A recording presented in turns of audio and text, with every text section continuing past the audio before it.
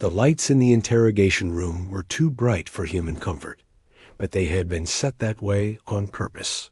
Commander Jake Morrison sat across from the most dangerous prisoner the Galactic Coalition had ever captured.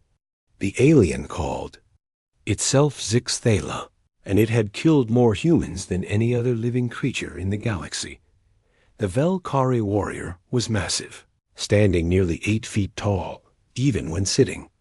Its body was covered in thick, dark plates that looked like armor, but were actually part of its skin. 4 arms extended from its torso, each ending in clawed hands that could tear through metal. But it was the creature's eyes that made Jake uncomfortable. They were large and multifaceted, like an insect's, but they held intelligence that was unmistakably aware and calculating. Dr. Lisa Carter sat beside Jake, her tablet ready to record every word. She was the best xenopsychologist in human space, someone who understood alien minds better than most people understood their own species. Admiral Frank Davis stood near the door, his weathered face showing no emotion. He had fought the Velkari for 15 years, and had seen, too, many good soldiers die at their claws. The war had ended 3 months ago with humanity's victory, but it had been a close thing, too close. The Velkari had pushed human forces to the breaking point before something changed. Their attacks became less coordinated, their strategies more desperate. It was as if they had suddenly become afraid of something. Jake opened the file in front of him. Prisoner designation VK001, you have requested this meeting. State your purpose. The alien's translator device crackled to life. Its voice was deep and resonated strangely in the small room. I wish to claim asylum from my own people. Dr. Carter looked up from her tablet, surprised.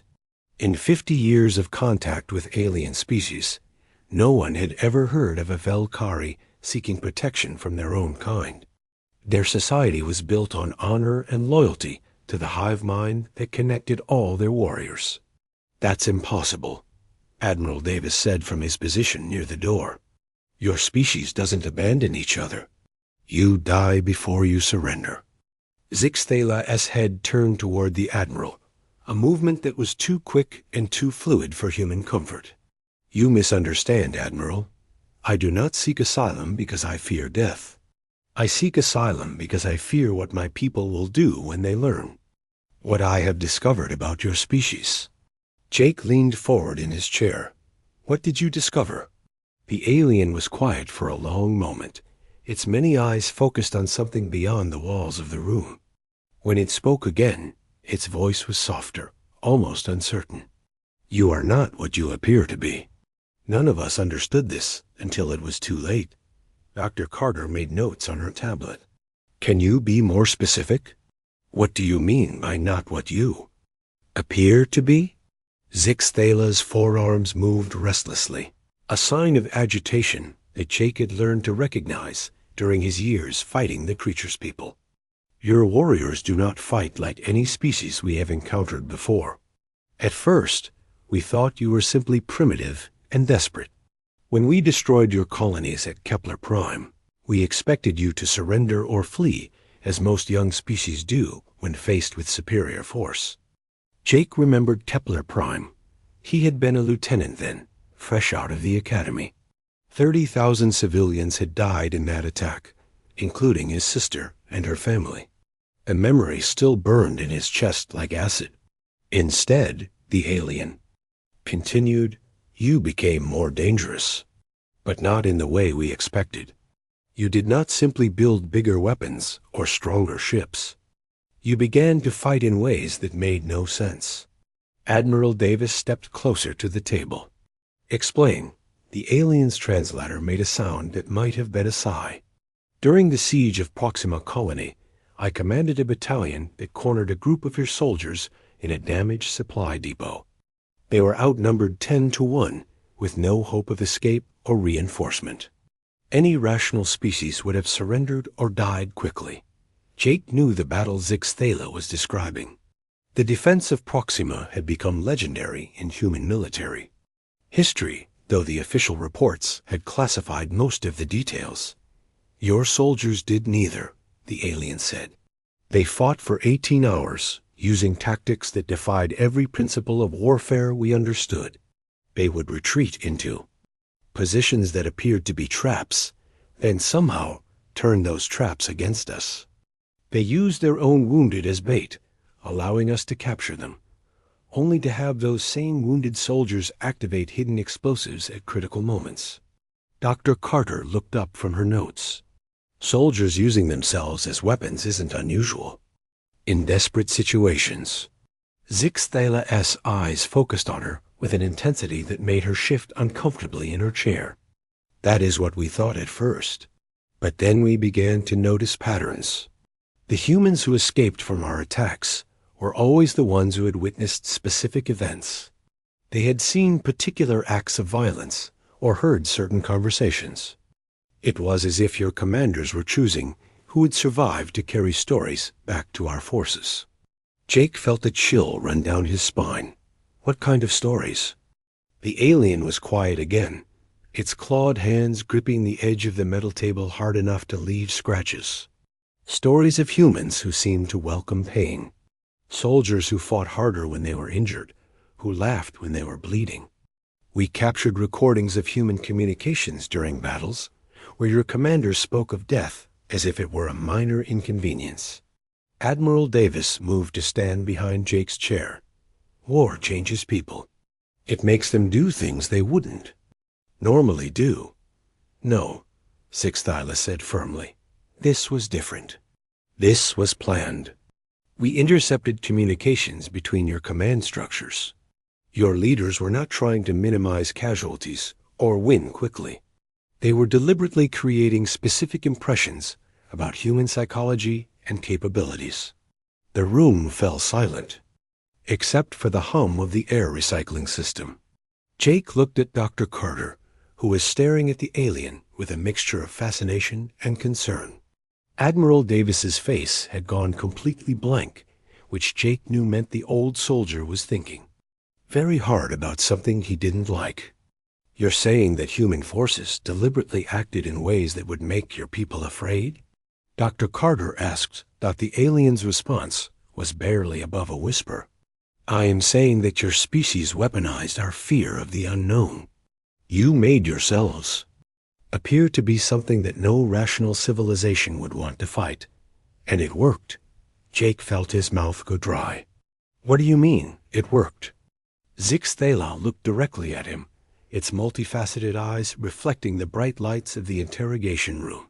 It means that 3 months ago, the Vilkari High Command issued a secret order to all military units. Avoid engagement with human forces whenever possible, not because you were stronger than us, but because we could no longer predict what you would do.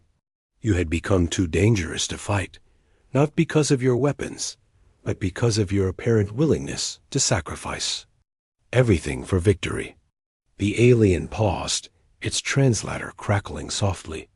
The war ended not because we were defeated, but because we became afraid to continue fighting you. And now I fear that other species in the galaxy are beginning to understand what we learned. Too late. Jake stared at the creature across the table, his mind racing.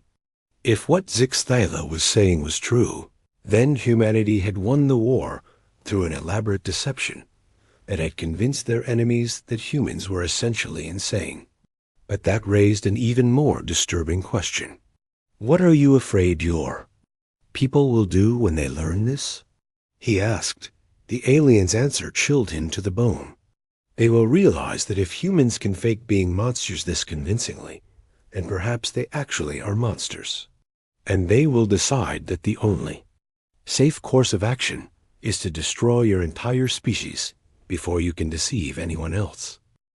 The next morning, Jake Morrison found himself staring at classified files that made his stomach turn. Admiral Davis had given him clearance to access military records that most soldiers never saw. Dr. Carter sat beside him in the secure reading room, her face pale as she scrolled through reports on her tablet. Look at this one, she said quietly, pointing to a document on her screen.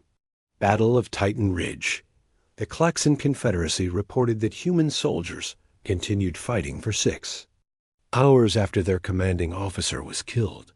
They said the humans seemed to become more violent and unpredictable without leadership. Jake read over her shoulder. The report was written by a Klaxon military observer who had been present during the battle. The aliens' description of human behavior was disturbing. Human soldiers had apparently ignored their wounds, fought with broken equipment, and used tactics that put their own lives at extreme risk. But here's what bothers me, Dr. Carter continued, switching to another file. This is the human after-action report for the same battle. According to our records, Colonel Danny Brooks was never killed. He was injured early in the fight, but he continued to command his troops through encrypted communications while pretending to be dead. Jake felt a chill run through him. You're saying the humans deliberately made it look like they had lost their commander? That's exactly what I'm saying. And look at this. She pulled up a medical report. The soldiers who appeared to be fighting, despite severe injuries, half of them were using battlefield stimulants that masked pain and enhanced aggression. The other half were wearing body armor designed to look like it had been damaged when it was actually fully functional.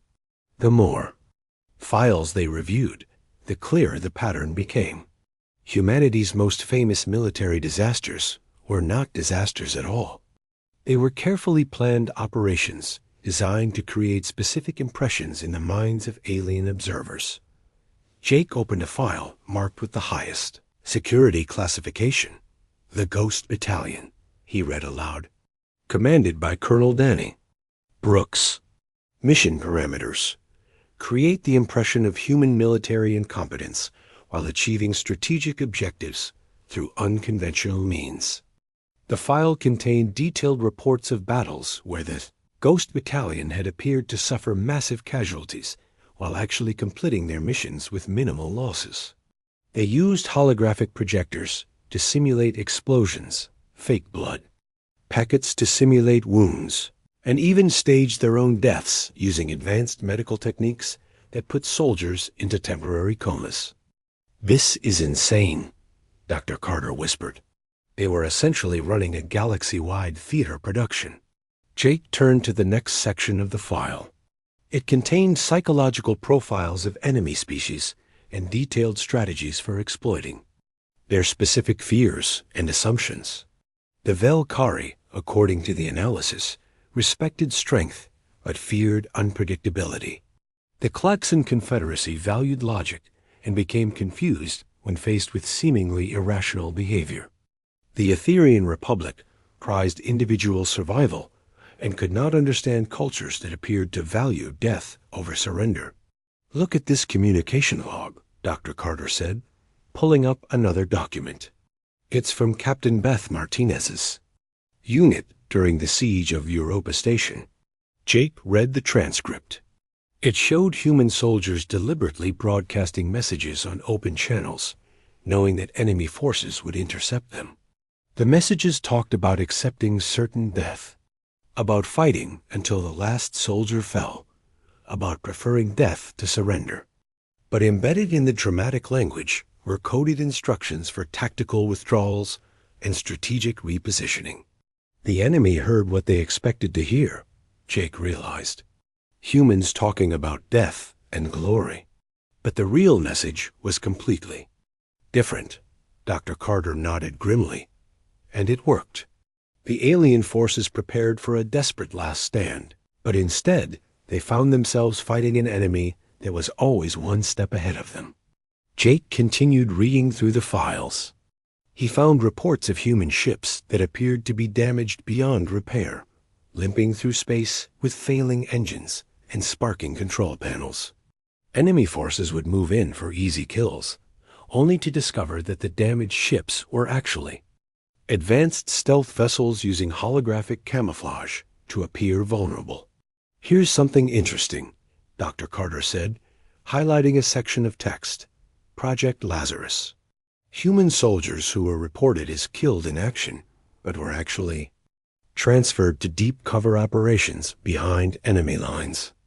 The file explained how human medical technology could simulate death so convincingly that even advanced alien sensors could not detect the deception.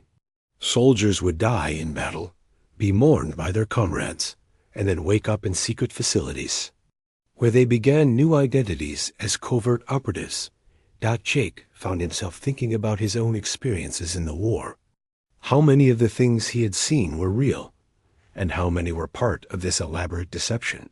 He remembered the famous last stand at Meridian Base, where Captain Tom Hayes had reportedly held off an entire Velkari assault force single-handedly before being overwhelmed.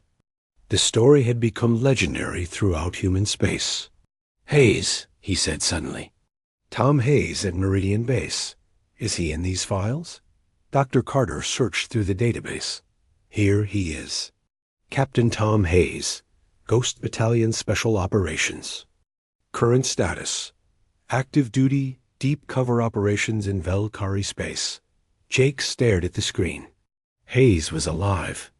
The hero whose sacrifice had inspired thousands of human soldiers to fight harder was actually a spy operating behind enemy lines. His death had been staged to create a powerful propaganda story while allowing him to continue his mission. How many people knew about this? Jake asked. Dr. Carter accessed another section of the files. According to this, the full scope of the deception was known only to a small group of senior officers and intelligence operatives. Most soldiers, including field commanders, believed they were really fighting desperate battles against superior enemies. Jake realized the horrible genius of the plan. Human soldiers fought with genuine desperation and courage because they believed they were actually outnumbered and outgunned. Their authentic emotions and reactions sold the deception to alien observers, who were studying human behavior for signs of weakness. "But there's something else," Dr. Carter said, her voice troubled. "Look at these psychological evaluation reports from human soldiers who participated in the deception knowingly." Jake read through the documents. They showed that many of the soldiers who had been told about the deception suffered from severe psychological problems afterward. Some had difficulty distinguishing between reality and performance. Others became genuinely violent and unpredictable, as if the act of pretending to be monsters had changed them into something they had not intended to become. Lieutenant Colonel Ryan Palmer, Dr. Carter read from another file, participated in 7 deception operations over 2 years. Medical evaluation shows signs of dissociative disorder and extreme aggression. Recommended for psychiatric treatment. The pattern repeated throughout the files. Soldiers who had spent too long pretending to be something they were not began to lose track of who they really were. The line between acting dangerous and being dangerous had become blurred for many of them. Jake closed the file he was reading and looked at Dr. Carter. "So we created the perfect deception. We convinced the galaxy that humans were unpredictable and dangerous. But in the process, some of us actually became unpredictable and dangerous." Dr. Carter nodded slowly. "And now the question is, what happens when the rest of the galaxy figures out what we did? Will they see it as brilliant strategy, or will they decide that a species capable of this level of deception is too dangerous to allow to exist?" Jake thought about Zix Thala's words from the previous day. The alien had said that its people were beginning to understand what humans really were. But Jake was starting to realize that humans themselves might not understand what they had become in the process of winning the war. "We need to talk to Zix Thala again," he said finally. "I think there's a lot more to this story than what we learned yesterday." Dr. Carter gathered up her files and secured them in the classified storage system. "I'm afraid you're right, and I'm not sure we're going to like what we find out." Jake Morrison entered the interrogation room the next day with a heavy feeling in his chest. The classified files he had read were still fresh in his mind, and he needed answers from Zix Thala that he was not sure he wanted to hear. Dr. Carter followed behind him, carrying a new tablet loaded with questions based on their research. Admiral Davis was already waiting in the room, but he was not alone. A woman in civilian clothes sat beside him, someone Jake had never seen before. She was middle-aged with gray hair and sharp eyes that seemed to take in everything at once. "Commander Morrison, Dr. Carter," Admiral Davis said formally. "This is Dr. Helen Foster, military historian and strategic analyst. She has special clearance to be here today." Jake shook the woman's hand, noticing that her grip was firm and confident. "What kind of special clearance?" Dr. Foster smiled, but it was not a warm expression. "I helped design some of the strategies you discovered in those files yesterday. I think it's time you learned the full truth about what humanity has been doing for the past 20 years. Zixthala was brought into the room a few minutes later, its massive form filling the space and making the humans seem small and fragile by comparison. The alien's multifaceted eyes focused immediately on Dr. Foster, and its translator device made a sound that might have been surprise. "You are different from the others," Zixthala said to her. "Your scent carries knowledge of secret things." Dr. Foster nodded calmly. "I know about Project Ragnarok, all of it, and I think it's time our friend here learned exactly what humanity has been planning since first contact with alien species." Jake felt his stomach drop. "Project Ragnarok?" Dr. Foster turned to face him. "The files you read yesterday were just the surface, Commander. The Ghost Battalion, the fake casualties, the staged battles, all of that was part of a much larger strategy that began before you were even born." She activated a portable holographic projector that filled the center of the room with star charts and tactical displays. When humanity made first contact with the Klaxon Confederacy in 2365, we learned very quickly that we were not dealing with peaceful explorers. They tried to claim our entire solar system based on something they called technological superiority rights. The hologram showed Earth's solar system surrounded by alien ships. Jake recognized the formation from history classes, but he had never seen the classified tactical analysis that accompanied the images. "We had two choices," Dr. Foster continued. "Submit to alien authority and become a client species, or find a way to make ourselves too dangerous to push around. Since we could not match their technology, we had to rely on psychology." Zixthala's forearms moved restlessly. "You planned this deception from the beginning of contact with other species?" Dr. Foster nodded. "We studied every alien species we encountered. We learned their fears, their assumptions, their cultural blind spots. And then we designed human military doctrines specifically to exploit those weaknesses." The hologram changed to show psychological profiles of different alien species. Jake saw detailed analyses of Velkari honor culture, Klaxon logical thinking patterns, and Etherian survival instincts. "The Velkari respect strength but fear unpredictability," Dr. Foster explained. "So we made ourselves appear unpredictable. The Klaxons value logical thinking, so we acted in ways that seemed irrational but actually served hidden purposes. The Etherians prioritize individual survival, so we appeared to value death over surrender." Dr. Carter looked up from her notes. "But why go to such extremes? Why not just negotiate or find peaceful solutions?" Dr. Foster's expression darkened. "Because peaceful solutions require that both sides want peace. The early alien contacts made it clear that most species saw humanity as either a resource to be exploited or a threat to be eliminated. We needed to become something else entirely." She changed the hologram to show battle recordings that Jake had never seen before. Human soldiers moved through alien ships with an efficiency that looked almost inhuman. They showed no fear, no hesitation, and no mercy.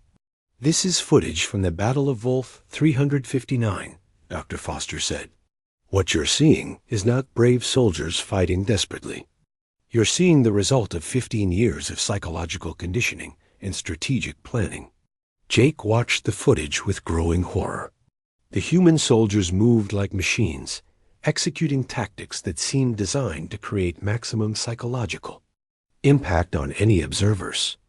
They fought in ways that appeared reckless, but were actually carefully calculated to reinforce the image of humans as dangerous and unpredictable. Thala spoke quietly, its translator crackling. "How many of your people knew the truth?" Dr. Foster paused the hologram. "At the highest levels, perhaps 50 individuals across all of human space. At the operational level, maybe 200 officers who needed to know enough to coordinate the deception. Everyone else, including most of the soldiers carrying out these operations, believed they were really fighting for survival." The room fell silent as the implications sank in. Jake realized that almost everything he thought he knew about the war was built on lies and carefully constructed illusions. "But there was a cost," Dr. Foster continued, her voice becoming quieter. "The soldiers who participated in the deception, even unknowingly, began to change. You cannot pretend to be a monster for years without becoming something monstrous." She showed them medical reports and psychological evaluations. Human soldiers were developing disorders that had never been seen before. Some lost the ability to distinguish between combat situations and normal life. Others became genuinely violent and aggressive, even toward their own people. "Colonel Danny Brooks, the commander of the Ghost Battalion," Dr. Foster said, pulling up his file. "Brilliant tactical mind, perfect soldier for our purposes. But after 4 years of deception operations, he began to believe his own performance. He became convinced that violence was the solution to every problem." Jake remembered Brooks from the war. He had been a legend, a soldier who seemed to accomplish impossible missions through sheer determination and tactical genius. Learning that his heroic image was largely constructed made Jake feel sick. What happened to him? Dr. Carter asked. Dr. Foster's expression became grim. "He's currently in a maximum security psychiatric facility on Mars. He tried to assassinate the Secretary of Defense because he believed the man was too weak to lead humanity properly." The hologram showed more files, more soldiers who had been damaged by their participation in the deception. Men and women who had started as normal people, but had become something else through years of pretending to be inhuman. "The worst part," Dr. Foster said, "is that we succeeded too well. Other species began to believe that humans really were as dangerous and unpredictable as we appeared. Some started making plans to eliminate humanity before we could become a threat to galactic stability." Thala's eyes focused on her with sharp attention. "You know of these plans?" Dr. Foster nodded slowly. "Intelligence reports suggest that at least 3 major alien civilizations have discussed the possibility of a preemptive strike against human space. They believe that a species capable of this level of deception and apparent disregard for life is too dangerous to allow to exist." Jake felt the blood drain from his face. "So by trying to make ourselves too dangerous to attack, we've made ourselves so dangerous that other species want to destroy us completely." "Exactly," Dr. Foster said. "And now we face a choice. We can continue the deception and risk having the entire galaxy unite against us. Or we can reveal the truth and hope that other species will understand that we were acting out of desperation rather than malice." Thala was quiet for a long moment before speaking. "What if they do not understand? What if they see the deception itself as proof that humans cannot be trusted?" Dr. Foster turned off the holographic projector, leaving the room in the harsh glare of the overhead lights. "Then humanity may have won the war, only to lose something much more important. We may have saved our lives by destroying our souls." Jake looked around the room at the faces of the people who now shared this terrible knowledge. The weight of What humanity had done, and what it might cost them, seemed to press down on everyone present. "What do we do now?" he asked quietly. Dr. Foster gathered her files and stood up. "Now we decide whether the human race wants to continue being the monsters we pretended to be, or whether we want to find a way back to being the species we used to be." The question hung in the air like a challenge, and Jake realized that the answer would determine not just humanity's future in the galaxy, but the very nature of what it meant to be human. 2 weeks after learning the truth about Project Ragnarok, Jake Morrison stood in the Galactic Coalition Council chambers on Luna Station. The massive room was filled with representatives from dozens of alien species, their various forms creating a rainbow of colors and shapes that would have amazed him in better circumstances. Today, the sight filled him with dread. Ambassador Claire Wright stood at the central podium, her face calm despite the storm of controversy surrounding humanity. News of Zix Thala's testimony had leaked 3 days ago, and the galaxy was demanding answers. Some species called for immediate sanctions against humanity. Others wanted a complete trade embargo. A few of the more aggressive civilizations were quietly mobilizing their fleets. Jake sat in the human delegation area alongside Dr. Carter and Admiral Davis. Dr. Foster was conspicuously absent, having been recalled to Earth for emergency consultations with the highest levels of government. Zix Thala sat in a special section reserved for witnesses, its massive form drawing nervous glances from other alien representatives. The Klaxon Confederacy speaker, a tall gray creature with large black eyes, rose to address the assembly. "The evidence presented by the Volcari witness is deeply troubling," it said through its translation device. "If humans are capable of such elaborate deception, how can any species trust them in future negotiations?" Ambassador Wright waited for the translation to finish before responding. "Honored delegates, I stand before you today not to deny the accusations made against humanity, but to provide context for our actions." A murmur of surprise rippled through the chamber. Jake had expected Wright to argue against the allegations, not confirm them. 22 years ago, Wright continued, humanity made first contact with alien civilization. We approached this moment with hope and excitement, believing that we were joining a community of peaceful, advanced species. We were wrong.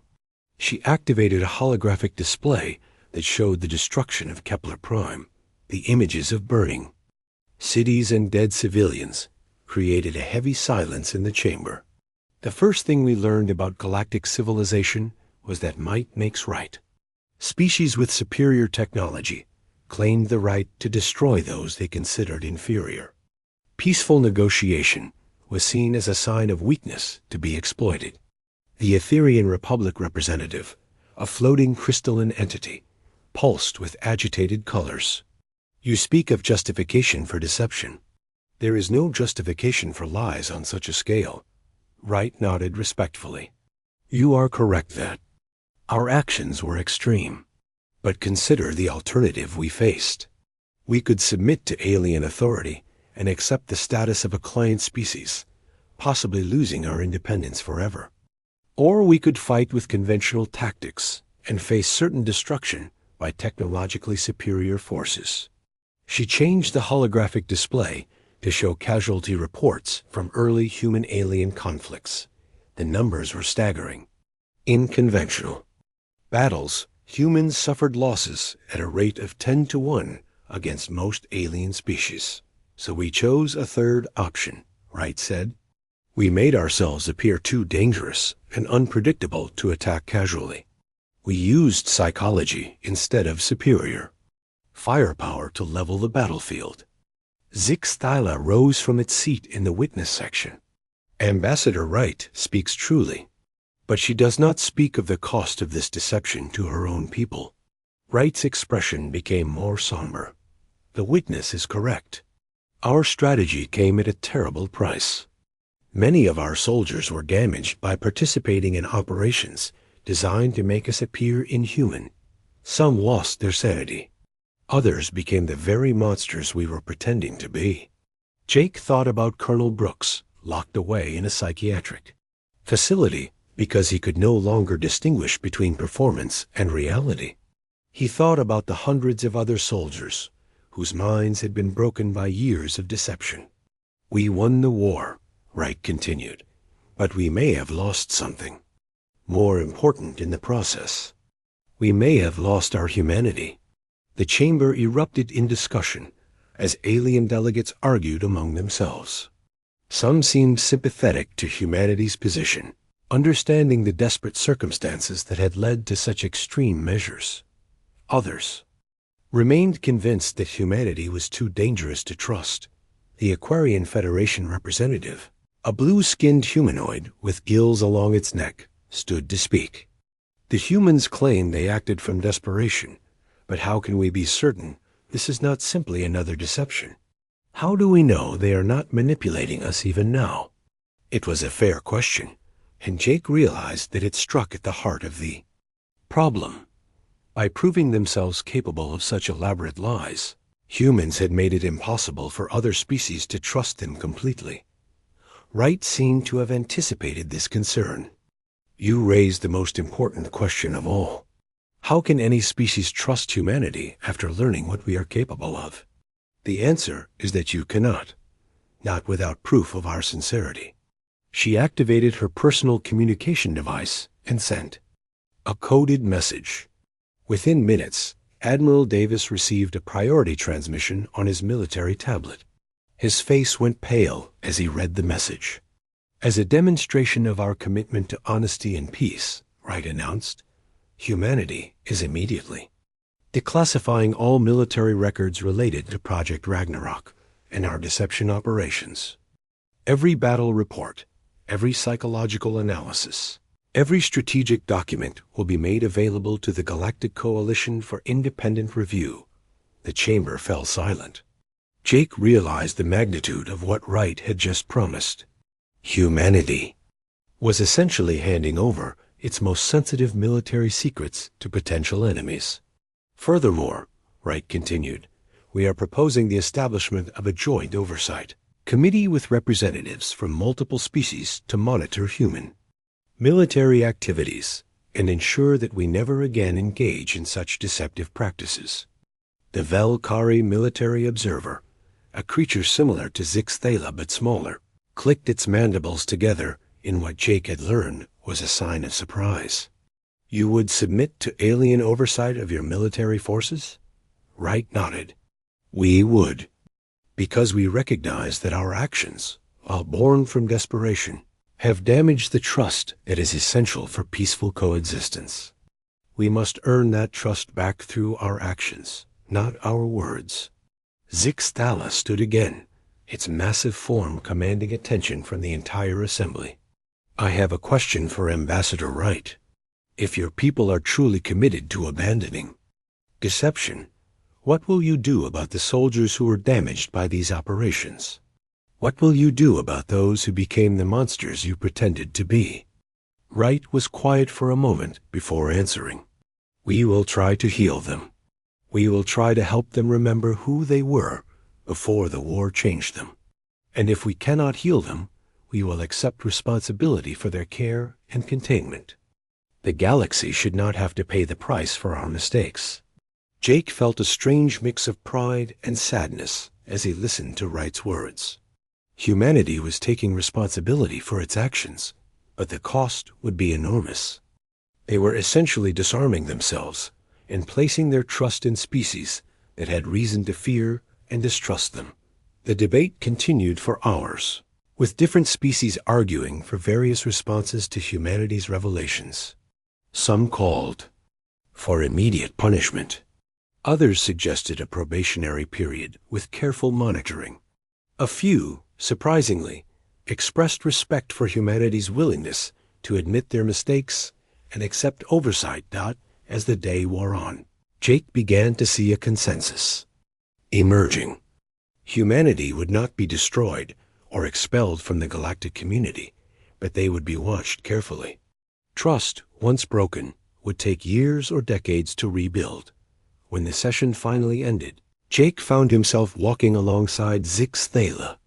As they left the chamber, the alien moved slowly, its 4 arms hanging loosely at its sides. "Do you think your people will accept this outcome?" Jake asked, Zix Thala's multifaceted eyes focused on him. "My people fear humans, but they also respect strength. Admitting weakness and accepting oversight requires a different kind of strength than we expected from your species." Jake nodded, understanding what the alien meant. It was easier to pretend to be a monster than to admit you had made mistakes and ask for forgiveness. "What about you?" Jake asked. "Will you really seek asylum with us?" The alien was quiet for a long moment. "I have seen what humans are capable of when they believe they have no choice. I have also seen what they choose to do when they have other options. I think I would rather take my chances with a species that can admit its mistakes than with one that cannot." As they walked toward the docking bay, where ships waited to take them back to their respective homes, Jake realized that something fundamental had changed. Humanity had given up the mask that had protected them, but in doing so, they had perhaps found a path back to being the species they had always wanted to be. The future was uncertain, and there would be consequences for the choices they had made during the war. But for the first time in years, Jake felt something that had been missing for too long. Hope that humanity might find a way to be both strong and good, both respected and trustworthy. The galaxy would be watching, and humanity would have to prove itself worthy of the second chance they had been given. It would not be easy, but it was a better future than continuing to wear the mask of monsters they had created to survive.